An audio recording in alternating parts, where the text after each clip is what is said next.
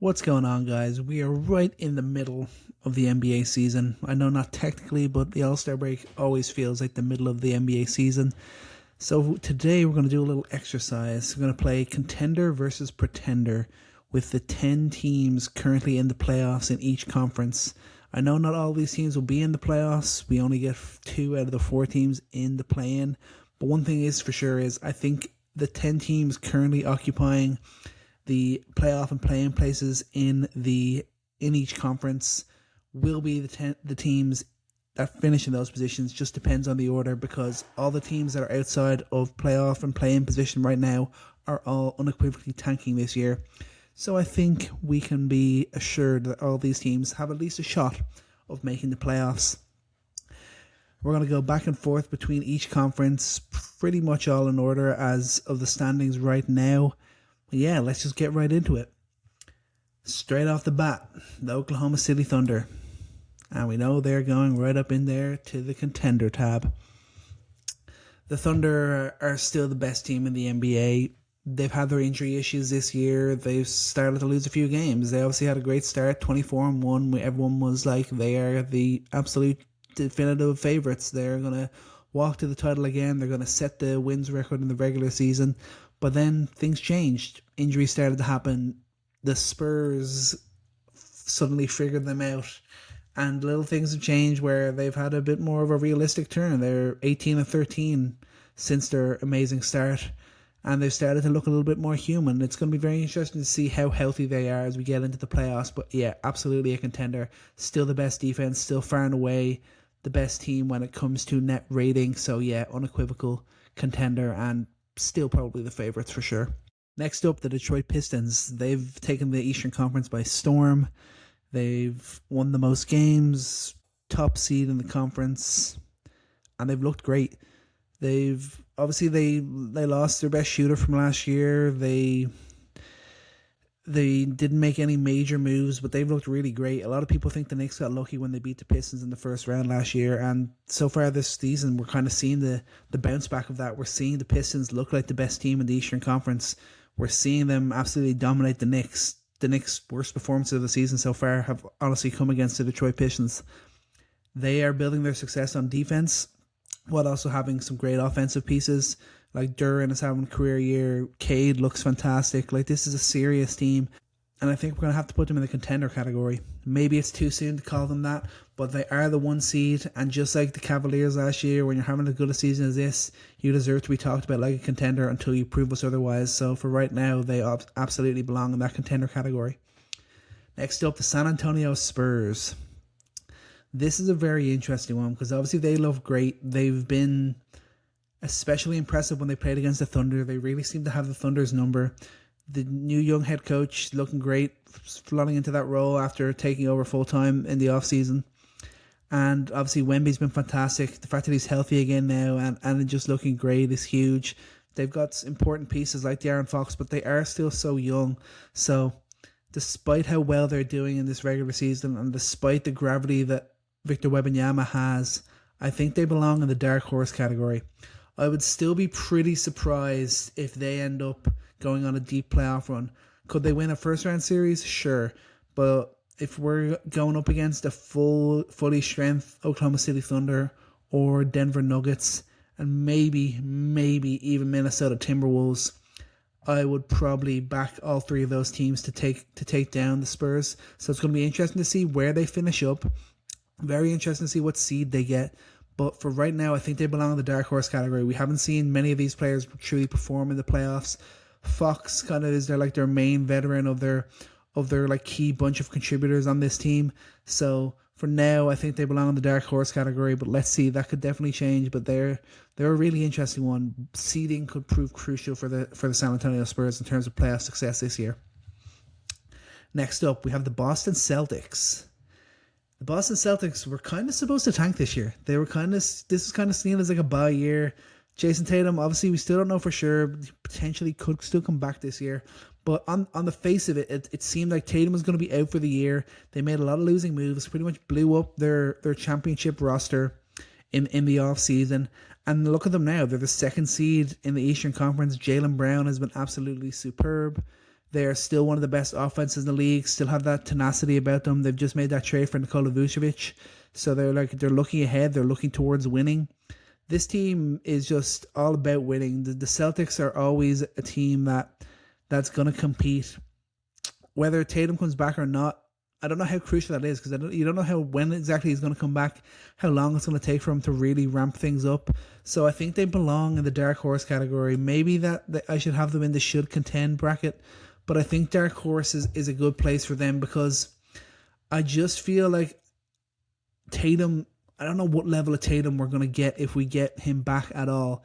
And without him, I'm just not sure if they have enough. But yeah, the Celtics are a very interesting one. They could go on a deep playoff run. I'm not going to rule it out, but it would be a crazy run to do it without Jason Tatum.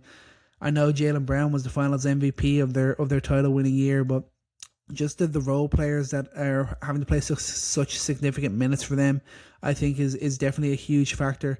There is a lot of talent still on this roster with Brown, with White, with Pritchard, with Vucevic now, but I still think a dark horse is the right category for them. Next up, the Denver Nuggets. Now, obviously, they've had their injury struggles this year. Jokic has missed significant time. Jamal Murray has done a lot of carrying. He's looked absolutely incredible. Cam Johnson has struggled, and now he's injured, which isn't great. Aaron Gordon still can't really shake those injury struggles that he was having last year. So the Denver Nuggets, honestly, this is a tough one.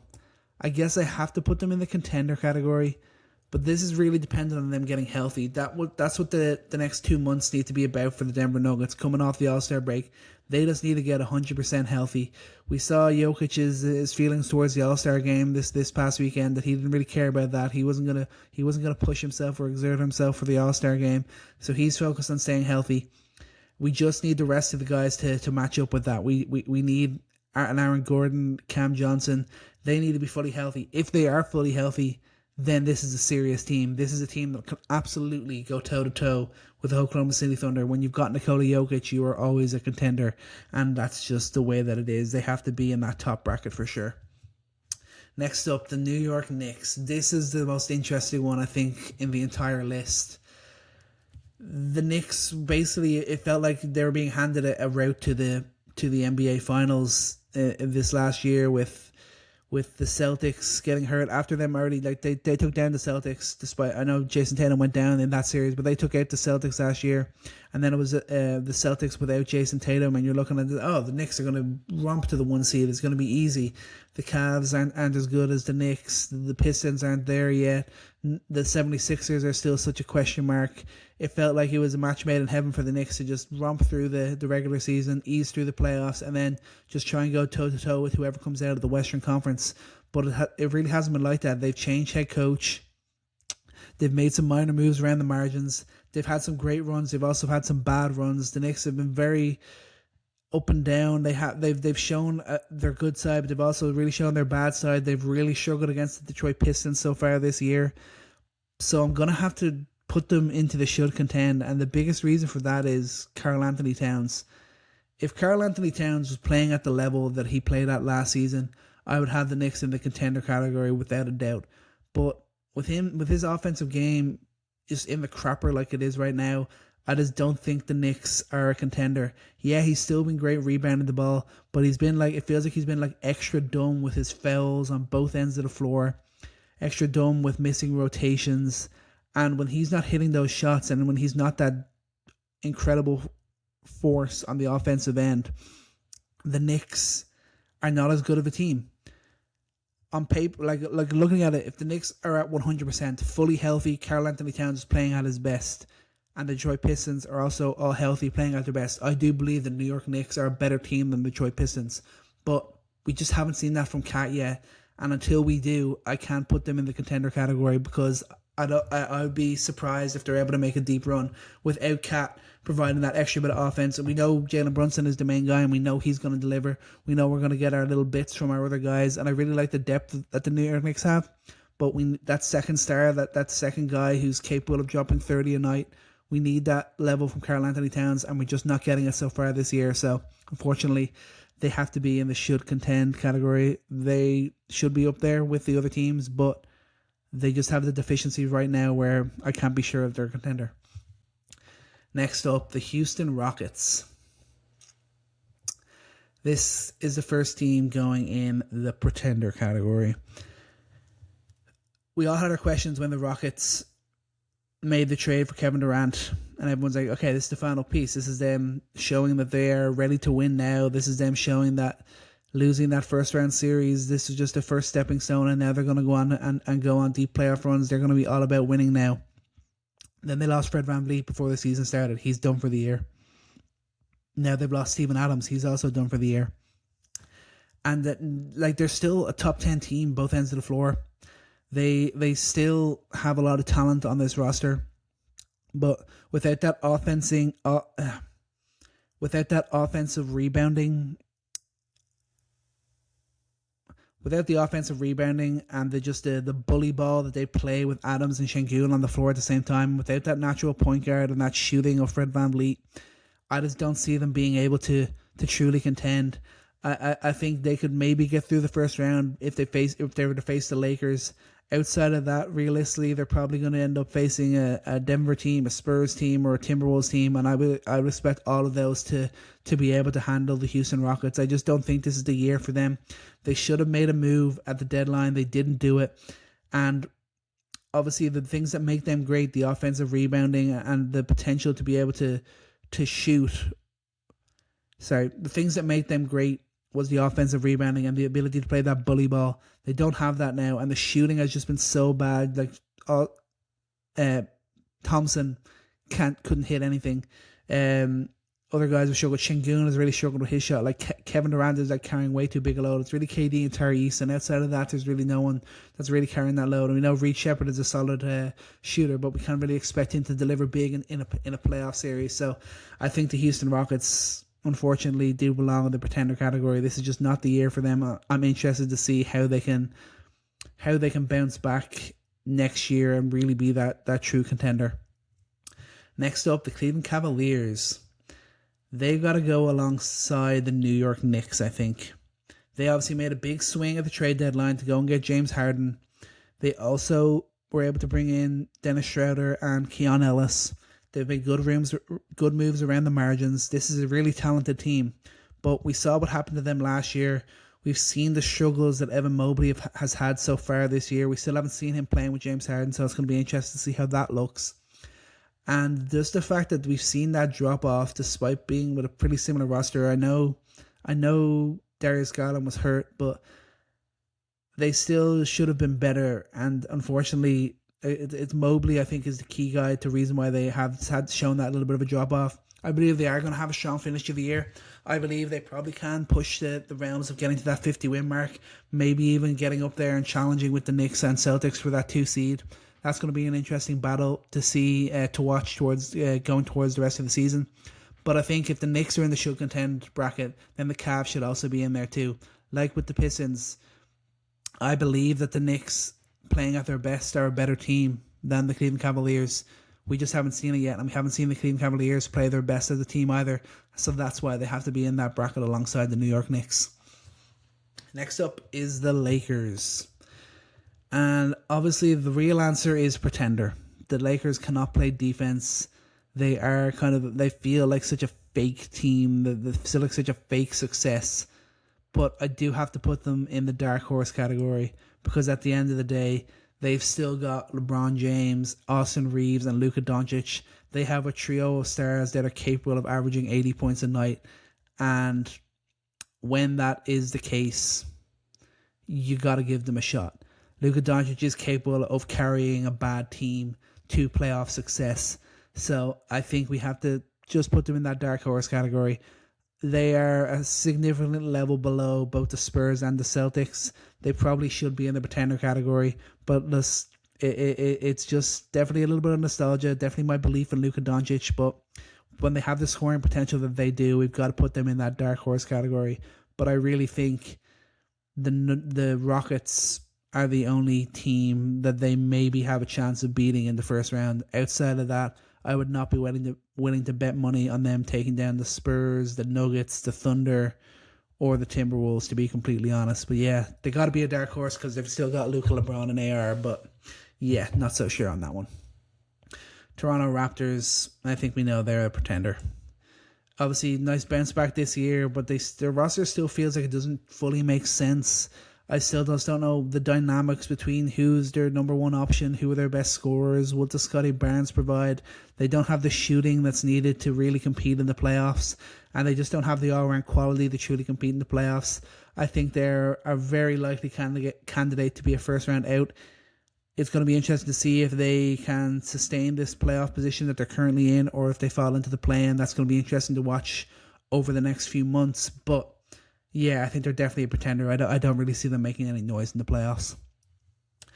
The Timberwolves, back-to-back conference finals, so I guess we can't really put them in the dark horse category, so we got to bump them up to the should contend. I still don't know if they've got enough to really take that next leap. I would assume with him to kind of fill that point guard void, but I don't know if I see it, if him making that ultimate difference. I feel like he's going to be a good fit, but he's a role player. How big of a difference can he really make? I'm just not so sure. They've still got a great team. They've still got Anthony Edwards leading the pack. Naz Reid off the bench. Julius Randle's obviously going to have a big impact. Dante DiVincenzo's looked great so far this year, especially in flashes, which is like key for him, and he can produce that in the playoffs. They can win playoff series. The Wolves are a very interesting one. I just don't know if I can call them a contender because I don't see them having enough to take that next leap, even though they've been to back-to-back conference finals. But have they got enough to take that next step? I'm just not so sure. So I think that's why they belong in the should contend category. But Anthony Edwards, I do truly believe in him as one of the great players in the NBA. He is already one of the greatest scorers. He's on his way to becoming one of the best players, if not top 5, maybe even top 3. That's how good I believe him to be. But yeah, should contend, I think, is the right fit for them. The Philadelphia 76ers. They got to go a dark horse. We got to call them a dark horse. I know Embiid has not been fully healthy, but slowly but surely he feels like he's getting better and better with each game that he plays. Tyrese Maxey is a star. They've still got good depth around these guys. I believe Paul George will be back for the playoffs. Let's see what he can provide.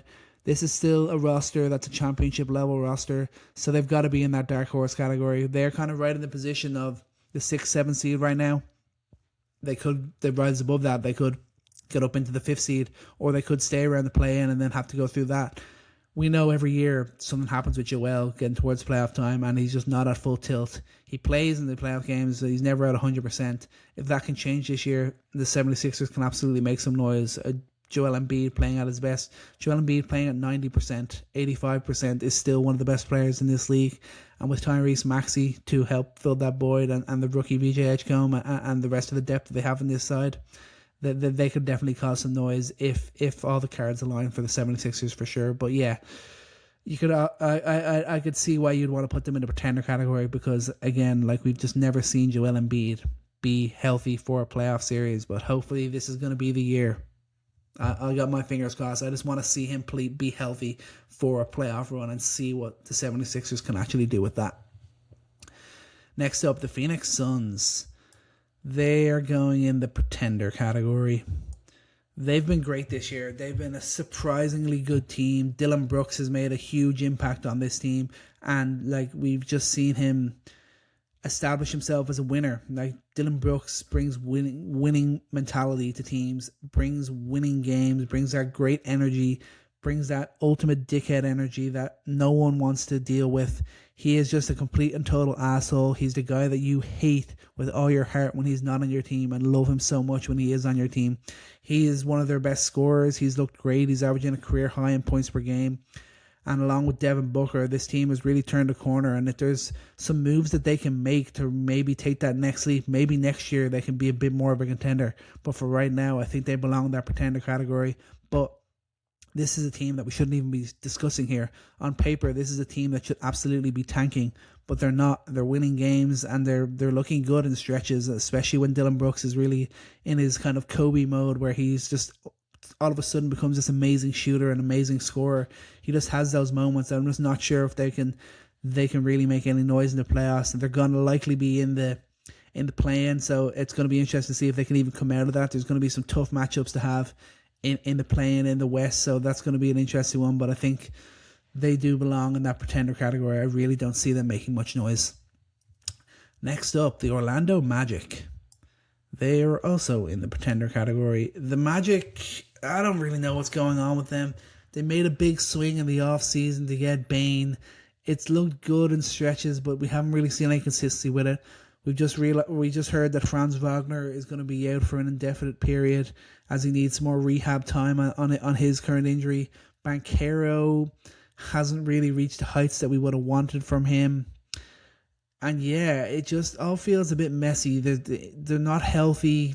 They're struggling with kind of everything. The Magic, I feel like every time I look up, they're kind of winning a game, losing 2 games, winning 2 games, losing 3 games. It's kind of the way it's gone with the Magic. I really don't see how they're going to make this is going to be the year that they finally make noise in the playoffs. They're not that same level of elite defensive force as they once were. Defense is still really good, but I feel like they're not quite at that level that they once were. In the offense, they just don't have the offensive ability and versatility to really make noise in the playoffs. And at this very moment, they just don't have the star player either, because Banchero is not playing up to that level, in my opinion. But yeah, definitely a pretender. The Portland Trailblazers. I love the Portland Trailblazers. I would love so much to put them into the dark horse category, but we just can't do it. It's gotta be pretender. Denny Avdia's looked great. If that guy had a shot, if that guy could consistently be shooting like 36-37% from deep on decent volume, I mean, he would already be in the conversation for a top 10 player in the NBA. That's honestly how good I believe he is. Such a talented player leading this team. They've got a lot of talent, but they're also still quite young. So yeah, can they make it out of the play-in? Sure. But can they win a playoff series? No, unfortunately they can't. They just don't have the all-round talent to be able to do that. But I would love to be able to see Denny Avdia performing in a playoff series. That's kind of the next step for him. We've seen him playing in a losing Wizards team look good. We've seen him make the move out of Portland, really excel, really start to look like a top-level player. It would be great to see him in a playoff series, but I just don't believe he'd be able to do anything to inspire the Portland Trailblazers to a playoff series win, especially knowing the fact that they'll likely be playing against the OKC Thunder or the Denver Nuggets in that sort of situation. Next up is the Miami Heat. I mean, do we have to call them a dark horse? Aren't Miami literally the dark horse of basketball?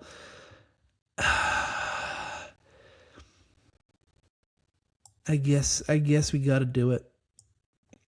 I'm probably wrong. They don't have their Jimmy Butler. They obviously don't have the true talent needed to be able to make some noise in the playoffs. But they are playing in the Eastern Conference. They have had stretches where they've looked absolutely unbelievable this year. I feel like they probably have the record for the most 130 and 140 point games this year. Their offense, when it's clicking, it is really fun to watch. So I think they've got to go in that dark horse category. I'm probably just working this off too much of recent years and them going on those runs with Jimmy Butler. That's probably coming into my psyche here a little bit too much, but I think it's the Miami Heat. They are literally the NBA's dark horse, so of course we have to put them in the dark horse category. But yeah, if you want to say they're a pretender and they really have no hope, I can't say I would fight you too hard on that. Next up is the Golden State Warriors. Put them in the pretender category. I mean, I get it. If I have the Lakers in dark horse and I have the Miami Heat in dark horse, I guess the Warriors have to be in there too. But I just really don't see it with them. They're asking Steph Curry to do way too much. They made that move for Porzingis. Is he even going to be healthy? Who the hell knows? I don't know. The Warriors don't know. Porzingis doesn't know. So let's see how that goes. But yeah, they're just demanding way too much of Steph Curry, and I just don't see how they make any sort of noise in the playoffs. If they even make it there, it's going to be really tough to get out of that play-in in the Western Conference. Maybe they can find a way to go on a run to get out of that, but I think they're almost a lock for that play-in, one of those play-in positions. It's going to be really tough to get out of that in the Western Conference. So I think that's why they have to be in the pretender category, and that's why they're maybe that level below.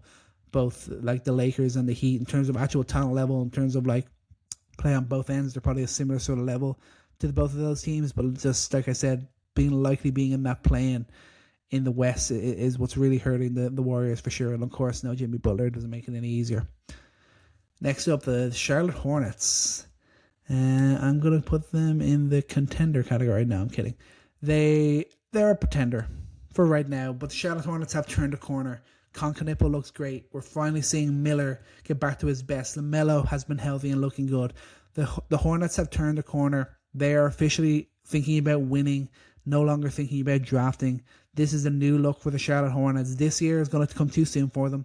Probably going to end up in the play-in in the Eastern Conference. Maybe they'll be able to make it out of that. It would be great to see them in a playoff series, but I just do not see them really making any noise. I think we could see some fun games from their team, but actually winning a playoff series, I don't see that happening, so they have to be in the pretender category. But I'm just like so excited for this Hornets team. I hope everyone in Charlotte is taking notice of the Hornets. They are back. They're about winning again, and they might just have the potential to have the most success they've ever had in their entire history over the next 5-10 years if the things align, if they play their cards right, make moves at the right time, and really are able to keep their core of Miller, Ball, and Knipple healthy. They've got a shot. Next up is the Los Angeles Clippers. They've got to go in the dark horse category. Do I believe they're good enough? No. Do I believe they're blowing it up and looking towards the future rather than the present? Absolutely. They've gotten rid of Zubac. They've gotten rid of Harden. But Kawhi Leonard is playing basketball. Kawhi Leonard is on the floor and he's healthy. And when that happens, the Clippers become a contender because Kawhi Leonard is that good. He is the top 5 player in the NBA right now. He looks great. And when he's doing his thing, I'm going to back the Clippers to be able to make some noise because he is that good. Like, you look at the depth and the size of this Clippers team, it's probably not good enough to really make any true noise. But in that playing tournament, yeah, I'm probably backing them, Kawhi, to be able to take the Clippers through that. And then who they end up facing, maybe they can get a OKC Thunder team that are hurt. Maybe they can get a Denver Nuggets team that are hurt. Like, there's things that can happen that can lead to successful playoff runs. And when you have a player like Kawhi Leonard, when he is healthy, he is one of the absolute very best, and we know he is a premier playoff performer, so they have to be along in that dark horse category. It's all about Kawhi, don't get me wrong. This is all based on Kawhi. Pretty much nothing else to do with this team, all Kawhi Leonard, but that's because that is who he is. That's how good he is. Kawhi Leonard could lead the Clippers to a dark horse run towards the NBA Finals. I honestly do believe that because he is that good. Finally, the Atlanta Hawks. I think we gotta go pretender. That's just it.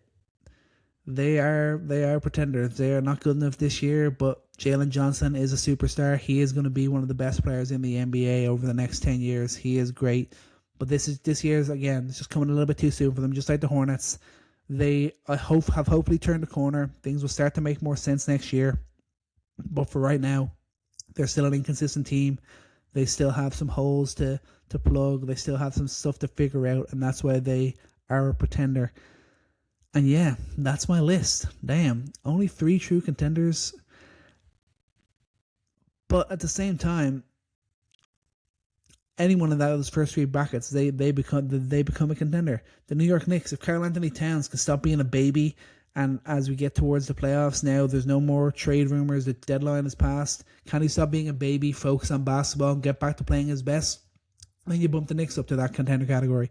Can James Harden really have the impact that we think is possible in Cleveland? Can Mobley start to look like a better player heading towards the playoffs? Then they make that jump up into the contender category.